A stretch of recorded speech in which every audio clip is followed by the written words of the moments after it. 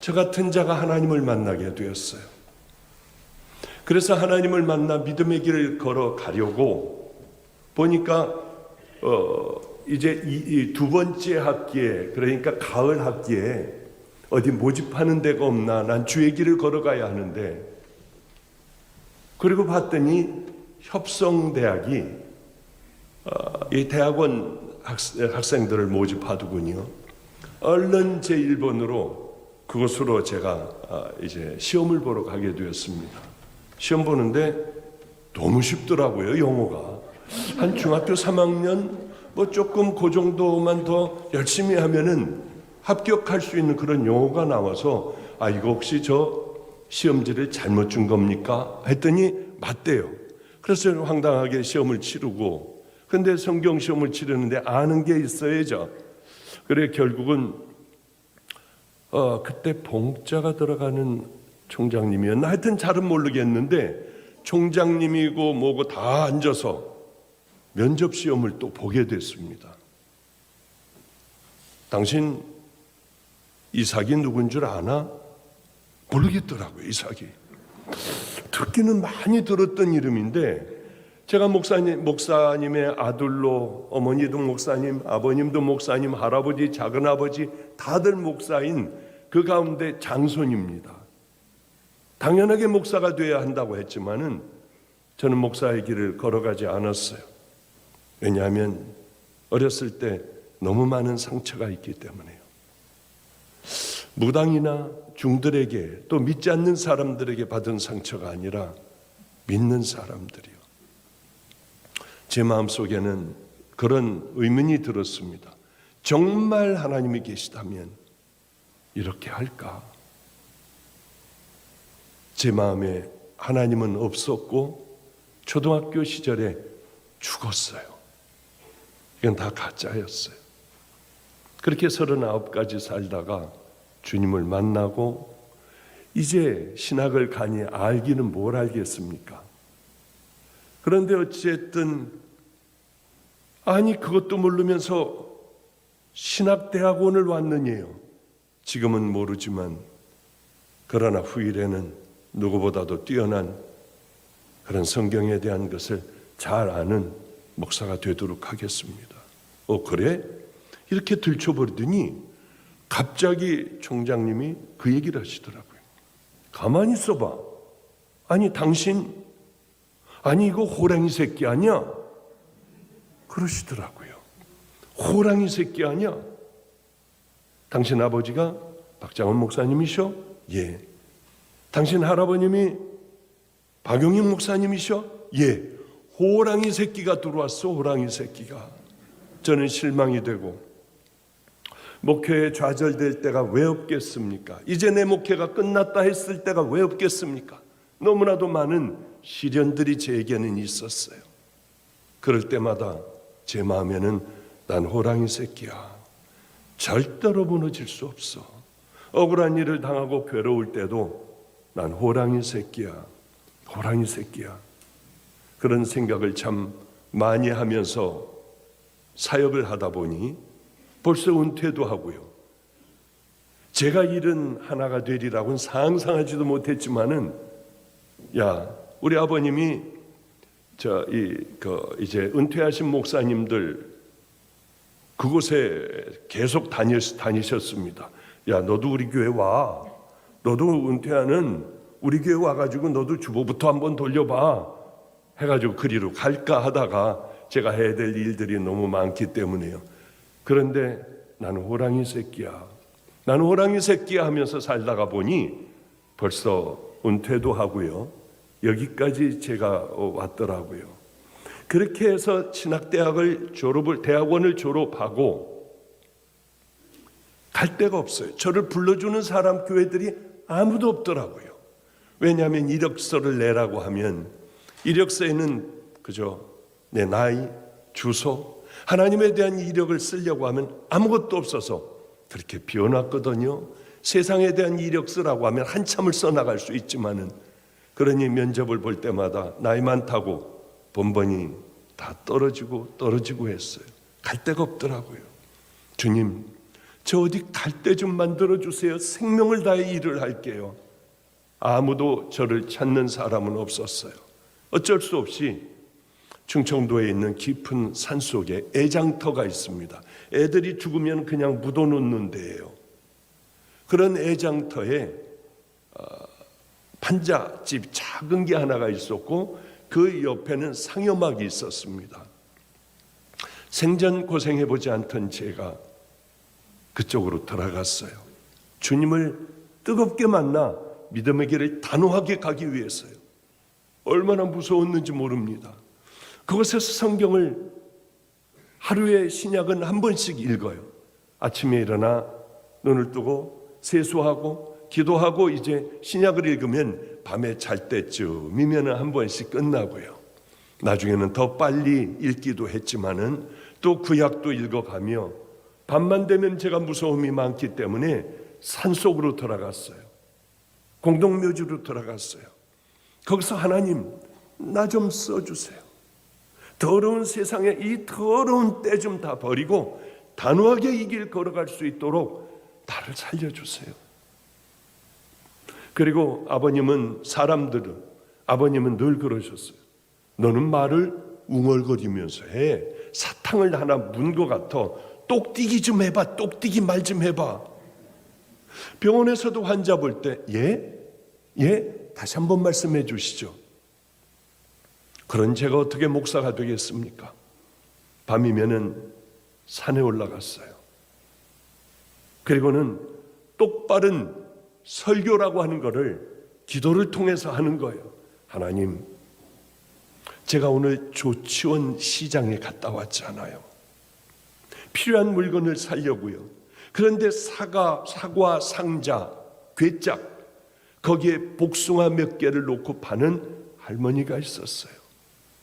다 사주고 싶었지만 주머니를 뒤져보니 동전도 없었어요. 저는 그 전보산대 뒤에서 할머니 빨리 저 복숭아 다 팔게 해달라고 숨어서 기도했잖아요. 몇 시간을 해도 한 사람도 사주지를 않았어요. 하나님 앞에 간절히 기도하고 돌아왔는데 그 할머니의 복숭아는 어떻게 됐습니까? 제 기도가 들어졌을 줄로 믿어요. 이러며 말을 똑바로 하며 설교 훈련을 했어요. 하나님이 이 많은 소나무 내 양으로 주셔서 감사해요. 소나무들아, 여호와는 당신들의 목자이셔. 그러니 당신들은 부족함이 없는 거야 하며 이렇게 기도를 하다가 보면은요, 훈련을 하다 보면 한 2시간 했나? 이제 내려가야지 하고 다리가 저려 옆으로 비스듬히 앉아 있으면 새들이 푸득푸득해요. 그리고 새들이 노래를 해줘요. 이 깜깜한 밤에 왜 새들이 깨서 나를 위해 노래해 주나 하다 보면 어슴푸레 해가 떠올라요. 그렇게 하며 밤을 새운 거예요. 얼마나 행복한지요. 그러며 내려올 때가 참 제게는 많았습니다. 그런 날들이 2년 동안을 그렇게 지냈어요. 그러며 성경을 읽으며 가장 지혜로운 이 땅의 사람들이 누굴까? 가장 미련한 사람들이 누굴까? 그거를 생각했습니다. 가장 미련한 사람들은 그래, 내가 어렸을 때 그 교회에서 상처받고 싸우고 하던 바로 그 사람들은 가장 불행한 사람일 거야. 가장 지혜로운 사람은 누구일까? 그래, 다음 내가 하나님 앞에 예수님의 품에 안기는 그날까지 철저하게 준비하며 악하고 찐득거리는 찐득이 같은 나를 십자가에 못 박고 하나님 말씀에 순종하며 모욕을 당해도 능멸을 당해도 모든 식구들이 집안 식구들이 나를 고개를 돌리며 다 떠난다 해도 하나님의 말씀 붙들고 변명하지 않고 하루를 믿음으로 천국을 준비하며 살아가는 사람이 가장 지혜롭겠구나, 그 생각을 하고 노트를 샀어요. 노트 살 돈도 없었어요.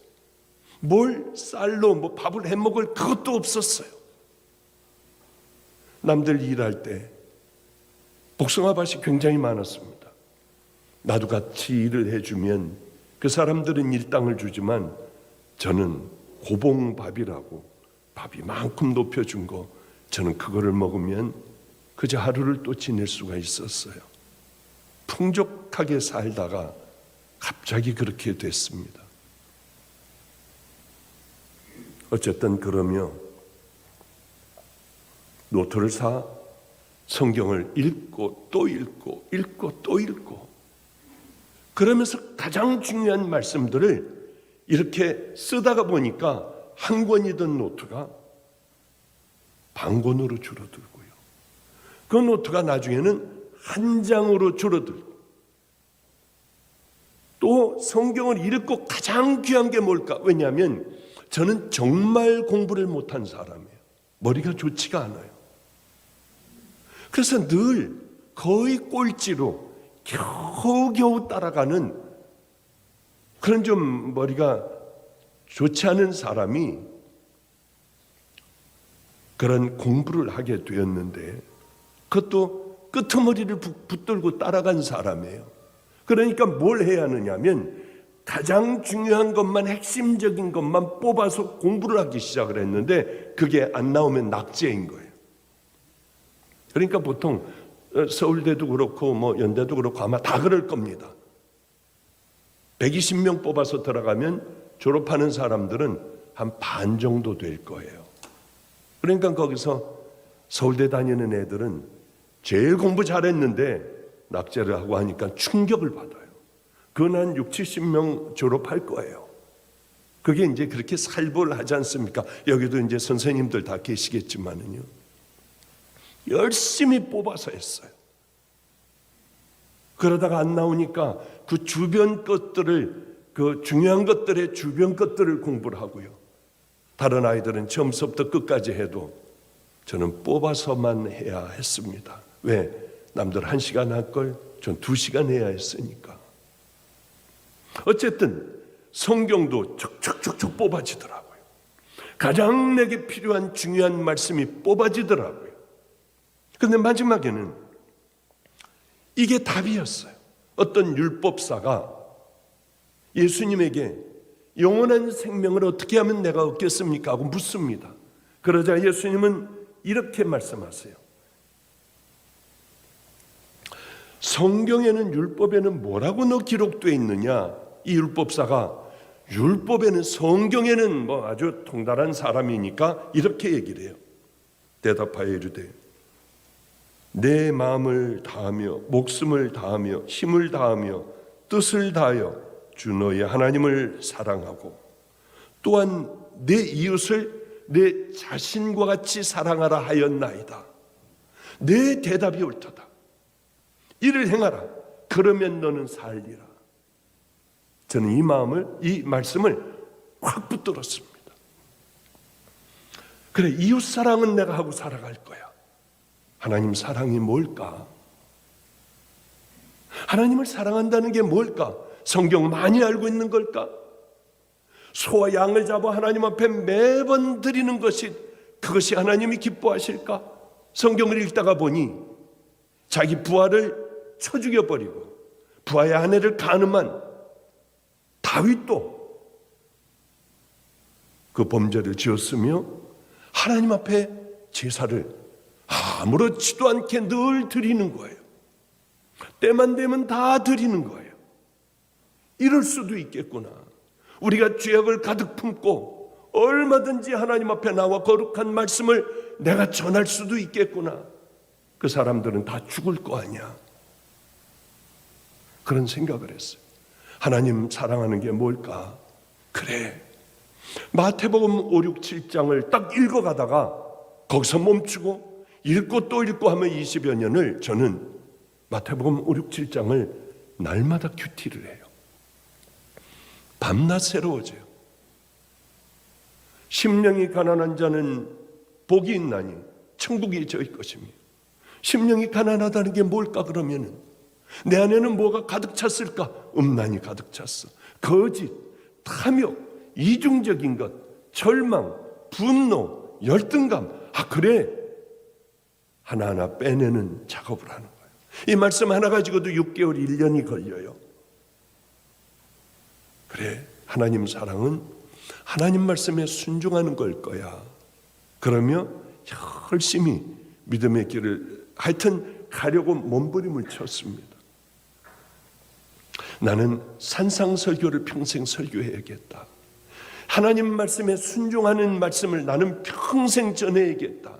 이웃 사랑하자고 내가 먼저 앞장서서 걸어가고 사람들이 나를 보고 함께 따라올 수 있도록 그걸 해야겠다. 그리고 이제 그곳에서 다 훈련을 하고 나왔습니다. 나왔는데 개척이 안 되는 거예요. 안성에. 왜 나를 개척을 안 해주냐 했더니 안성에서 제일 큰 교회하고 우리는 멀어요. 우리는 우범지역이에요. 아주 가난하고 형편없는 지역이에요. 거기선 매일 강간이 일어나고 싸움이 일어나고 폭력이 일어나는 바로 거기. 그 교회하고는 한 2.5km, 3km 떨어져 있어요. 우린 골목으로 들어왔는데 괘씸죄에 걸렸대요. 어디 감히 우리 교회 옆으로 와서 이사를 오느냐는 거예요. 부스러기를 먹으려고 오느냐는 거예요. 저분이 우리 교회를 와봤을까? 우리 교회는 요 강대상보다도 작고 훨씬 요 강대상보다 작아요. 의자 몇 개 놓고 먼저 길거리에 있는 아이들, 도둑질하는 아이들, 노숙하는 사람들 거기 살게 했어요. 강대상은 요만한 강대상에 쪼그러뜨리고 자는 게 제 삶이었는데 이게 뭘 그렇게 그 멀리 보이지도 않는 교회에 괘씸죄에 걸렸을까? 할아버님에게 전화를 했더니 전화를 하니까요. 거기 감독님이 빨리 이거 해줘. 그날로 되더라고요. 이 세상도 그런 세상이에요. 할아버님에게 갔습니다. 저 감리교 안 할래요. 장로교로 가서 공부 다시 할게요. 저는 제대로 하고 싶어요. 너 어디든지 병들고 늙고 죽어가는 게 인생이야. 그곳에서 네가 그것을 변화시켜봐. 그러며 13년 동안을 저는 고난 가운데 지냈어요. 그 어려운 아이들하고 함께 살고, 물론 지금은 길거리에 그 아이들이 선교사도 되고, 우리 집에는 제일 많이 신학생들이 있었을 때가 저하고 같이 먹고 자는 애들이요. 감리교 신학대학만 13명인가 14명이었습니다. 그 외에 한신대학도 있고요. 서울신대도 있고요. 그 조그만 집에서요. 근 30명 가까이 탁자 밑에서도 자고 하며 많은 종들이 만들어졌죠. 나는 나눌 거야. 난 저러지 않을 거야. 난 내 것 다 줘버릴 거야. 정말 그랬어요. 방주교회에서도 교인들 나누느라고 열심히 나눴어요. 그리고 가지 않는 사람들을 위해서 개척교회로 그래도 한 번씩 가라고 교회 문을 닫아버리고 저도 개척교회 가서 예배드리고요. 11조 감사헌금은 여러분들 잘 가지고 있다가 다 개척교회 가가지고 헌금하십시오. 우리에게 내면 안 됩니다. 저는 지금까지 그 운동하고 있어요. 우리 먹고 살면 되잖아요. 교회가 운영만 되면 되잖아요. 그리고 교회 한 번에 1000명을 주고 또 한 번에 1000명씩 다 줘버렸어요. 제가 갔는데 그리고 돌아올까 봐 문을 닫아버렸어요. 또 오잖아요, 이 사람들이. 한 달 후에 예배를 드리는데 17명인가 그렇게 있더라고요. 1000여 명 넘게 예배 드리는 곳에. 너무 감사했어요. 그걸 2번 했습니다. 이제 3번째 하려고 하는데 어쩌면 그렇게 나누면 나눌수록 많이 오는지요. 방주교회도 작은 교회예요. 저는 절대 교회 안 짓기로 했어요. 그걸로 열심히 나누면 되지 않습니까? 그런데 방주교회도 나누니까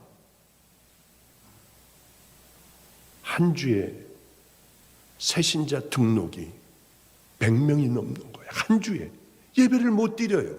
이런 통로들이 다 없어져서, 그래서 문들을 우리는 다 잠궈버리고, 그리고 꽉 찬 채로 예배를 드리던 행복한 그런 날들이 많았습니다. 그래, 하나님 말씀은 분명해. 내가 낮아지면 하나님은 나를 높여주셔. 내가 죽으면 하나님은 나를 살리셔. 내가 나누면은 하나님 내게 감당할 수 없을 정도로 부어주셔. 저는 그때 결심했어요. 욕심꾸러기로 꽉 붙들고 있고 누가 하나 새 나가나 이런 교회는 결국은 어려워지더라고요. 내 것을 팔아 가난한 사람들에게 나누어야겠다. 사연 있는 사람도요, 열심히 나눠요. 최선을 다해 나눠요. 우리가 나누는 헌금이 얼마인 줄 아시면은 기절초풍하실 거예요. 자랑 같아서 입을 다물겠습니다. 우리나라에서 첫 번째, 두 번째 가지 않을까, 저는 그렇게 생각을 합니다. 저는 열심히 하나님을 만나 이제 시작을 하니까 금식을 하며 40일간 기도를 하기 시작을 했어요. 별일들이 많더라고요. 그런데 어느 날이었습니다. 이제 40일 기도가 끝나는 그날, 기도를 열심히 하나님 감사해요, 무사하게 다 하고 이제 이 길을 걸어가게 됐습니다. 그런데 갑자기요, 이렇게 저는 환상이니 뭐 예언이니 이런 걸 별로 싫어하는 사람입니다. 그런데 환하게 뭐가 보이더라고요. 끝나는 날, 저는 이제 주의 길을 걸어가야 해요. 그런데 네 손을 벌려라. 그래서 그냥 손을 이렇게 내밀고 있었습니다. 그러니까 작은 구슬들이요, 휘황찬란한 구슬들이 엄청 많이 촤락 쏟아지는 거예요. 막 여기다 넣고 주머니에다가 넣고 막 옆에다 넣고 넣을 수 있는 거 막 다 집어넣었어요. 다음에 소리가 들렸습니다. 이 구슬은 내가 너에게 주는 복의 구슬인데 죄질 때마다 하나씩 던지면 네 죄가 사해질 거야. 저는 너무 행복했습니다.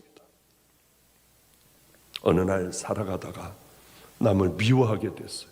자다가 벌떡 일어났어요. 매도 엄청나게 많이 맞았으니까, 왜 깡패 애들, 길거리 애들, 노숙하는 사람들, 이 사람들은 저 같은 사람을 발로 밟으면은요, 이 사람들의 지위가 올라가요. 참 별 세상을 다 봤어요. 그러니 밤낮 매 맞고 있을 거 아닙니까?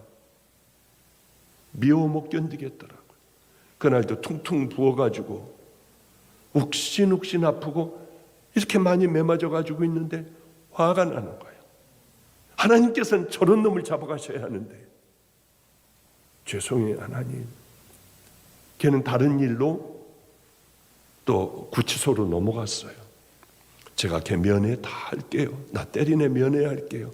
하나님 구슬 하나 던져요. 어느 날 길 가다가 보니까 짧은 치마 입은 사람 보니까 음란이 여기서 올라오고 자꾸 쳐다보게 되는 거예요. 그 다리를 자꾸 쳐다보게 되더라고요. 하나님 죄송해요. 제가 왜 이런지 몰라요. 구슬 하나를 또 던지는 거예요. 그저 한 3-4개 썼겠다 했는데 네 구슬은 이제 없어. 작은 죄들이 생길 때마다 벌써 다 던져버렸어. 내 이 구슬이 한 추럭이 있고 집안 가득히 있다고 해도 내 죄를 사하기는 턱없이 부족해. 그러기에 내가 너에게 내 가장 사랑하는 아들을 줘서 십자가에 못 박아 큰 가시관을 푹 씌워주고 손발에 못을 박고 옆구리를 찔러 물과 피를 흘리게 했지 않니? 내 그 십자가는 굿을 던지는 것보다 네 죄를 깨닫고 그 앞에 결단을 하고 네가 기도를 하면 거기서는 다시 내 독생자의 피가 떨어질 거야. 그러면 내 정수리부터 발끝까지 흰 눈보다 희어지게 돼. 그때 큰 깨달음을 얻었습니다. 내가 어떤 설교를 하며 이제 교인들을 구체적으로 변화시키는 그것이 아니라면 이 설교 다 아무것도 아니겠다. 왜냐하면 10년, 20년, 30년 예수를 믿어도 끄떡없이 내 본성대로 살아가는, 내 마음에 안 들면은 다 던져버리는 그런 사람들이 얼마나 많겠냐고요. 거듭나게 해야겠다. 이제는 새롭게 하게 해야겠다. 성경을 아무리 많이 암송을 한다 해도 구원이 정말 무언가, 내가 어떻게 살아가야 할까? 성경에 비춰보면 나라고 하는 자는 어떤 자인가? 준비를 해야겠구나. 이 준비를 잘한 사람들은 만남의 축복이 이제 후에 있을 것이고, 그렇지 않은 사람은 저주의 시간들이 될 거 아니겠습니까? 그래, 이런 사실을 알고 있는 사람이 있는가 하면 전혀 모르고 있는 사람들도 교회 다니는 사람 가운데 많더라고요. 아는 사람들은 준비를 해요. 나를 십자가에 못 박을 줄 알아요. 그러나 그거하고 나하고는 상관이 없다고 생각하는 사람들은 괴팍한 늙은이들이 돼요. 주님 앞에 서도 그렇게 살아가더라고요. 철저하게 준비하는 사람은 내게는 그 만남이 곧 있을 거야. 나는 아버지를 곧 만날 거야. 그러나 그 사실을 모르는 사람들은 준비를 못 하더라고요. 이게 벌이 아닌가? 이게 버려진 사람들의 벌이 아닌가? 그런 생각을 깊이 할 때가 많아요. 우리가 생각해야 될 건 이런 날들이 우리가 생각하지 못했던 때에 훅 하고 온다고 하는 거죠. 제가 얼마 전에 KTX를 타고 광명역에서 이제 아랫지방을 내려가게 되었습니다. 근데 광명역에서 에스컬레이터를 타고 내려가는 거는 한 사람밖에는 이렇게 좁아요. 못 서 있어요. 그런데 뒤에서 어떤 사람이 무례하게 비켜 하면서 그냥 막 제치고 막 밀고 이 사이로 뭐 저렇게 못된 사람이 있을까? 예의가 없네 하는데 오른쪽에는 KTX 열차가 기다리고 있다가 이 사람이 가서 들어가려고 하니까 문이 닫히더라고요. 그러니까 저 앞을 보면 막 열어달라고 하는데 바퀴가 점점 움직이기 시작을 했어요. 점점 빨라지고요. 이 사람은 나이가 있으신 분이니까 열차를 따라가다가 숨이 들었는지 하고 하면서 힘들어 하더라고요. 괜찮아요. 택시라도 타고 가면 돼요. 그러나 우리들의 영원한 생명에 관한 것은 이건 정말 큰일의 문제 아니에요. 놓쳤다가 또 한 번 다시 어떻게 이렇게 한 번 다시 시도해 볼 수 있는 게 아니잖아요. 우리는 항상 주님을 믿는 그 믿음으로 살아야겠구나 하는 생각을 합니다. 본론으로 돌아가야지 시간이 얼마 안 남았어요. 죄송해요. 괜히 딴소리 많이 했네요. 저희 집에는 감나무가 하나가 있고 대추나무가 있고요. 뭐 작지만은 그러나 그 앞에다가 사과나무도 하나 심어놨어요. 왜? 가을에 이렇게 보고 감 따먹는 게 또 보통 재미있는 게 아니거든요. 보면은 가을에 감이 많이 열려요. 부러지도록 열려요. 작년에는 손대지 말아라. 새들이 와서 쪼아 먹어야 하지 않느냐.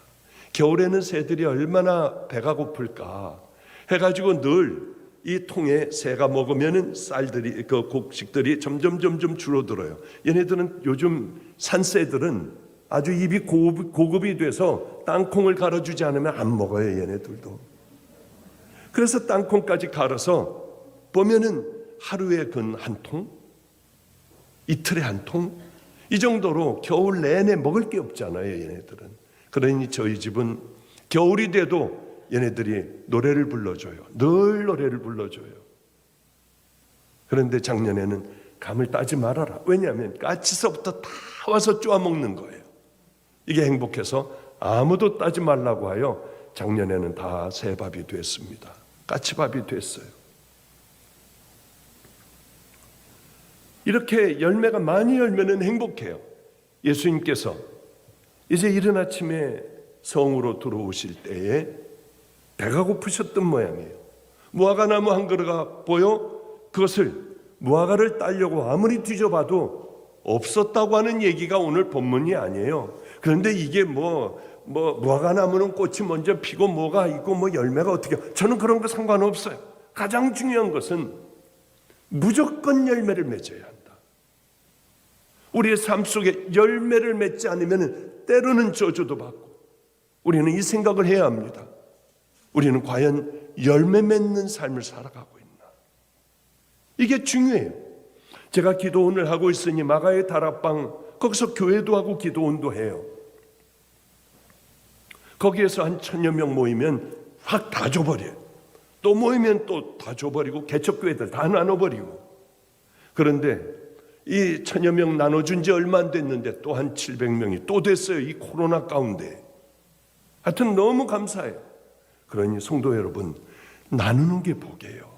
이걸 자랑하지 않고 가만히 마음속에 담고 그냥 열심히 이렇게 하면 되겠구나 해서 하나님 기뻐하실 일이라고 하면, 그렇게 해버리면 그 교회들도 또 나누며, 우리 같이 살던 애들, 우리 집에서 살던 목사들만, 저하고 같이 살던 목사들만 1000명 다 넘는, 세 군데가 1000명 넘나요? 다 1000명씩 넘는 목회들을. 왜? 그 비결을 알거든.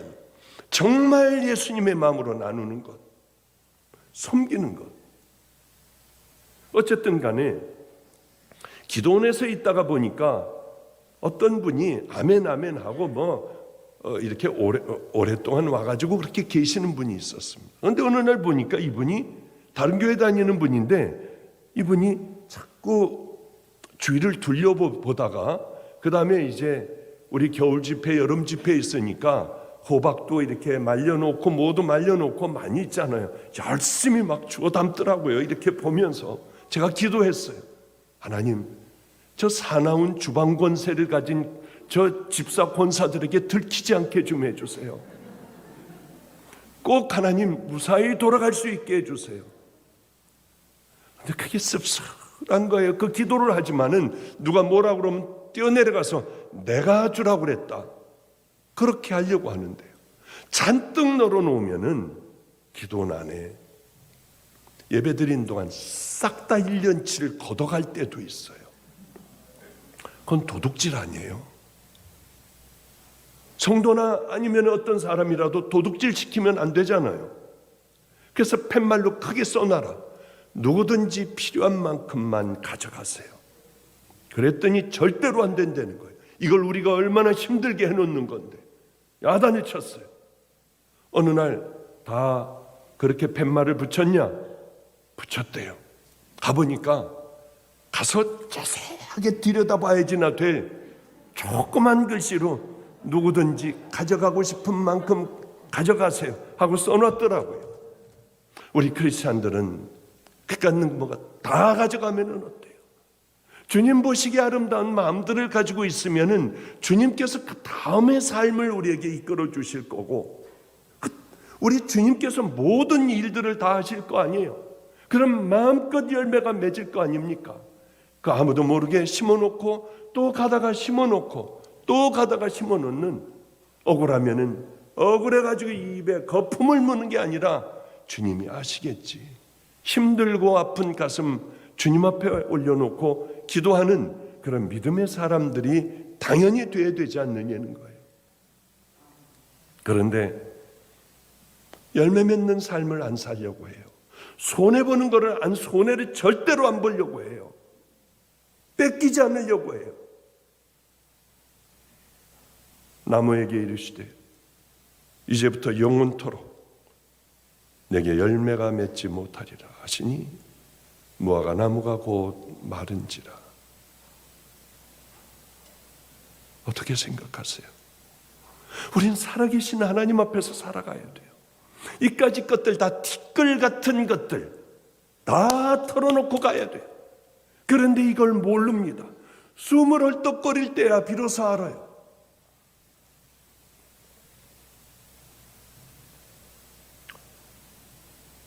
저희 집이 이제 서울에서 있다가 김포공항을 가려고 하면 역한 냄새가 나요. 난지도 쓰레기장. 저 강 건너편에 있는데도 냄새가 얼마나 역한지요. 어느 날서부터 그곳에 흙을 붓기 시작을 했고 한강물을 끌어대어 물이 흐르게 했습니다. 일급수에서 자라는 버들치가 산대요. 거기는 아름다워졌어요. 거긴 노을공원이 됐습니다.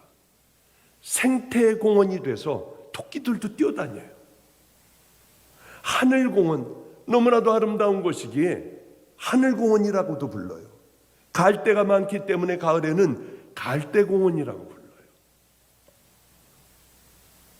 우리는 이렇게 거듭나고 냄새나고 더러운 자들이 예수 그리스도의 보혈로 덮여 이제는 향기로운 아름다운 열매들을 맺으며 갈대공원, 노을공원, 생태공원, 바로 이런 공원들로 변화해야 되지 않습니까? 그런데 냄새나는 채로 그대로 있다고 하면 어떻게 되겠어요? 그거는 안 되는 거예요. 오늘 오면서 제가 안성에서 있을 때 절에 다니는 할머니가 4살짜리 여자아이를 데리고 왔어요. 그런데 이 여자아이를 맡기면서 왜 나한테 이 여자아이를 맡겼냐? 나는 혼자 사는 사람이다. 아이, 잘 키워준다고 소문이 나서 그렇대요. 마음이 착하다고 놓고 도망가는 거예요. 그 아이를 어떻게 해요? 그런데 첫날 와서 오줌을 쌌어요. 그런데 제가 이 아이를 딱 푹푹 닦아줄 수는 없잖아요. 그래서 옷을 갖다 놓고 따뜻한 물을 해놓고 너 들어가서 네가 좀 닦아봐. 4살짜리가 가서 딱 닦고 지 속옷도 다 빨고 안 보이는 데다 저쪽에다가 다 널어놓고 그후서부터는 그 아이는 오줌을 싸면 지가 들어가서 샤워를 하고 다 닦고 하는 아이가 되었어요. 근데 얘가 초등학교 들어가면서 왜 그렇게 여기 같이 왔습니다. 이제 목사의 아내가 됐어요. 방주교회 목사의 아내가 되어 목사님 나 오늘 한 번만 따라가게 해주세요. 그래서 그 목사가 방주교회 목사가 운전을 하고 저는 결혼을 얼마 전에 해가지고요. 그래 그럼 오늘은 따라와라 해서 데리고 왔습니다. 얘가 초등학교 1학년 다니면서 그렇게 도둑 남의 물건을 훔쳐요. 머리가 좋기 때문에 그걸 다른 데다 저 절구 있는 데다가 다 숨겨놓고 지만 쓰고 다니는 거예요. 어느 날 들켰습니다. 선생님에게. 선생님이 편지를 줬다고 좋아서 갖고 오보니까 제가 풀어보니까 이게 얘가 도둑질한 거예요. 저하고 선생님하고 편지를 많은 왕래를 했습니다. 제가 저 아이가 도둑질할 때마다 제 팔로 있는 힘을 다해서 10대씩을 제가 저를 때렸어요. 퍼렇게 멍들고 부풀어요. 못자님 하지 말라고 안 그런다고 해도 왜 다음 날이면 또 그러는지요. 부푸른데 또 때리고 저 아이 보고 기도해 달라고 하면 저 아이는 제 손을 붙들고 열심히 기도를 해줬어요. 제가 처음 온 날 오줌을 쌌더라고요. 그래 물컵을 가지고 야 아가야 일어나봐. 일어났어요. 내가 너 장난이 심한 목사거든. 얘가 미안해할까 봐 4살짜리가. 그래서 너에게 오줌 싼 것 같이 물을 부었어. 미안해. 제가 물어봤어요. 그걸 4살 때 처음 우리 집에 왔던 거 기억나니? 예, 목사님. 그때 내가 컵을 들고 있었는데, 예, 목사님. 목사님이 나 창피하지 않으려고 물 부으셨잖아요. 다 알아요. 어린 4살짜리가 그걸 다 안돼요. 저 아이는 정말 내게 최선을 다해주는 아이가 되었어요. 너무 감사한 아이가 되었어요. 오면서 목사님, 저 이제 대학원 올해 다 끝나고 특수 치료, 미술 어린아이들 치료하는 그걸 공부를 하고 대학원까지 하고, 목사님, 저에게는 3가지 길이 있어요. 우리 집에 이제 핸디캡 아이들이 하는 아이들 그 애들이 있습니다. 하늘 정원이라고요. 거기 가서 일할까요? 교수님이 대학병원에, 여기 인천 대학병원에 보내준다고 하시는데 거기를 갈까요? 뭐를 할까요?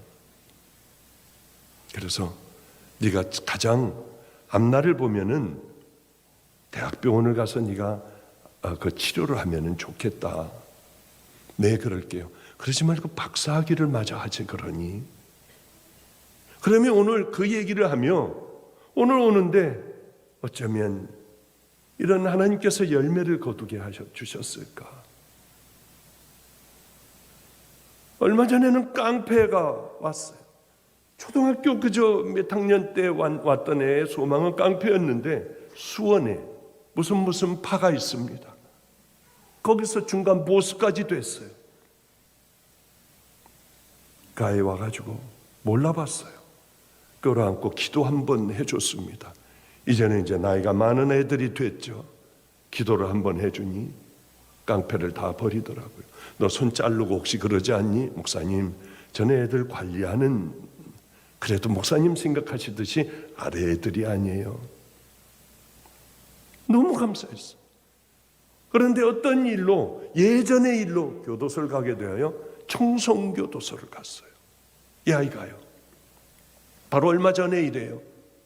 그래서 부목사를 보냈는데 부목사가 거기서 기다리는데요.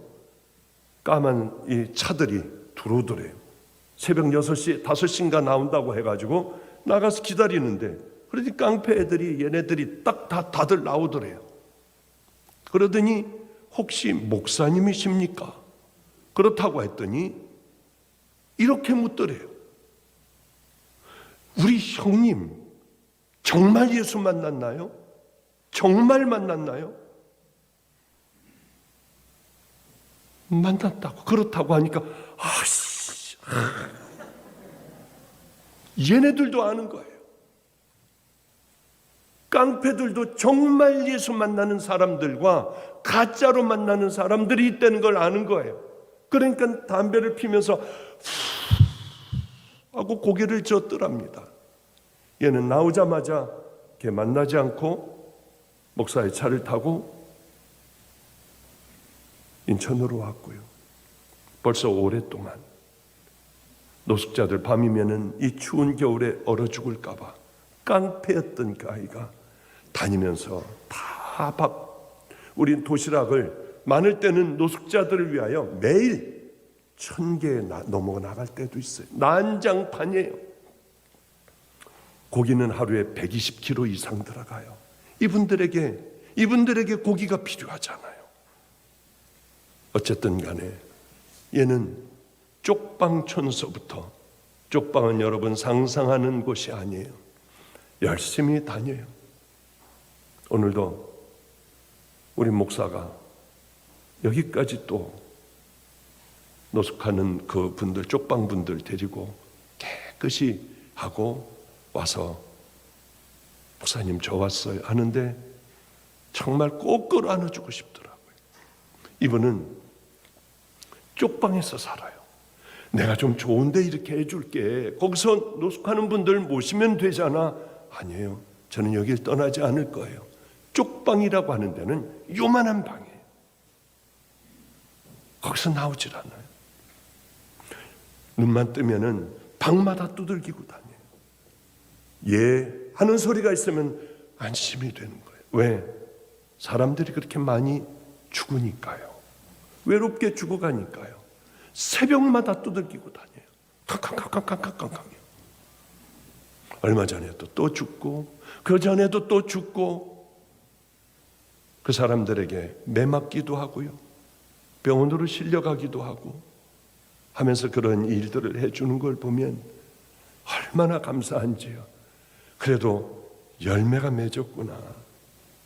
열매 맺는 삶들을 이제 내 주변에 그저 큰 교회나 작은 교회나 그렇게 서울역들을 딱 잡고 몇 군데에서 믿음의 용사들로 이렇게 살아가 주는구나. 좋은 것을 해준다 해도 다 싫다고 해요. 그리고 휴대폰의 모든 건달들의, 얘네들의 모든 정보가 있는 그것을 한 번은 발로 다친 이겨버리더라고요. 이제는 평생 그 깡패였던 가이가 주님 기뻐하신다면 그 길로 달려가겠다고요. 이제 말씀을, 시간 벌써 됐네요. 말씀을 마치겠습니다. 하나님께서는 이스라엘 백성들에게 남다른 기회를 주셨습니다. 열매를 맺어. 너희들 삶이 달라져야 돼. 내가 이 땅에서의 삶과 하늘나라의 삶은 내가 책임질게. 시간이 얼마 남지 않았어. 그러나 그들은 시간이 아직 많이 남은 줄 알았어. 이렇게 해 나가도 늘 살던 대로 살 줄 알았습니다. 그러나 그 때가 있는 거예요.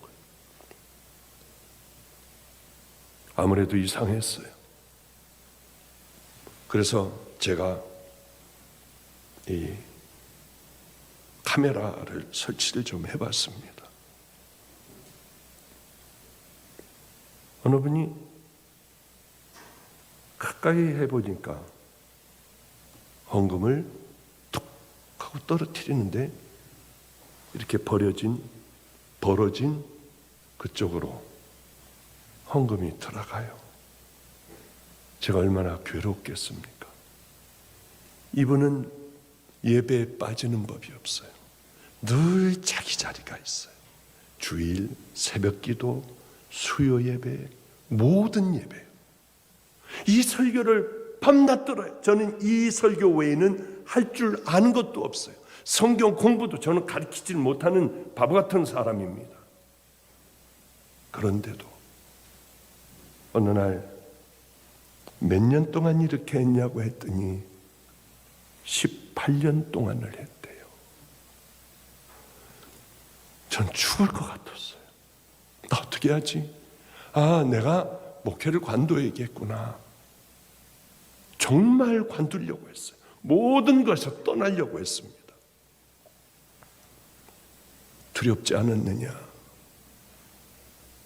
죽을 것 같이 두려웠대요.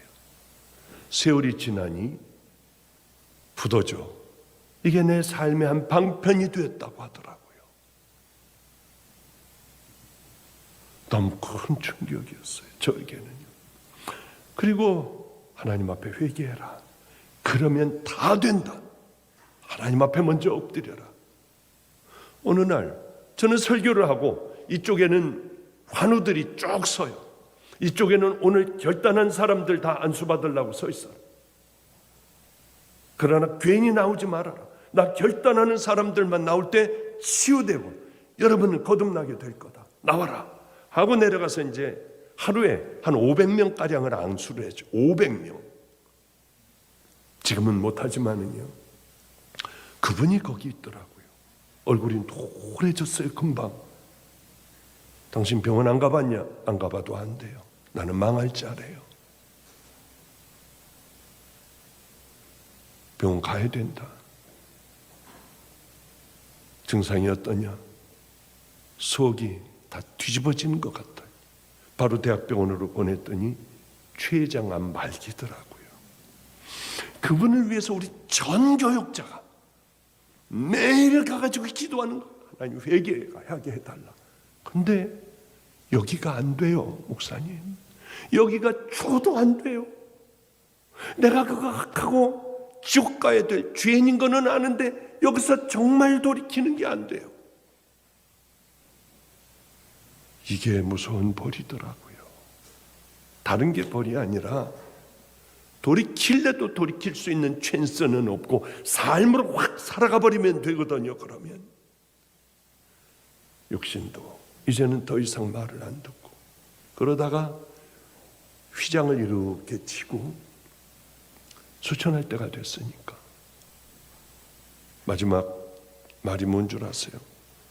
초문은 너무 좁아. 내가 어떻게 초문을 들어갈 수가 있겠어? 초문은 너무 좁아. 정말 죽을 것 같이 힘들더라고요. 우리는 미련한 자 돼서는 안 돼요. 가장 지혜로운 자가 되어 준비를 하자는 거죠. 그건 나하고 먼 얘기야. 그것이 저주가 아닐까요? 버림받은 자들이 아닐까요? 우리들 지금이라도 이 다음에 어떻게 될 거야? 그게 안 되더라고요. 보니까 이런 일들을 제가 얼마나 많이 겪었겠습니까? 지금 내 삶을 하나님 앞에 결단하고 악한 나를 십자가에 못 박고 성경 말씀대로 마태복음 5, 6, 7장을 읽으며, 그래, 나는 뭐로 가득 찼을까? 이게 가난해야 하는데 나는 뭐 때문에 애통할까? 결국은 우리들 그 훈련을 통하여 하나님께서 기뻐하시는 많은 열매를 맺으며 마지막이 우리들의 인생이 가장 아름다운 귀한 성도님들 되시기를 주님의 이름으로 축복합니다. 기도하겠습니다. 거룩하신 우리 하나님 아버지요, 너무나도 어리석기가 짝이 없습니다. 왜 이러는지 모르겠습니다. 하나님, 내가 나를 볼 수 있는 그 은혜를 베풀어 주소서. 나는 누구인가? 나는 어디로 가고 있나? 우리 주님은 내게 뭐라 하실까? 깊이 깨달아 우리들은 지혜로운 자가 되어 지금부터 하늘나라를 철저하게 준비하며 이 땅의 축복도 우리가 무릎 꿇고 간절히 기도할 때에 하나님께서 우리들의 기도를 들으시는, 그리고 풀리고 열리고 치유하여 주시는 복된 이 땅의 삶을 살아가는 우리 형제 자매들 다 되게 하여 주시옵소서. 예수님 이름으로 기도드렸습니다.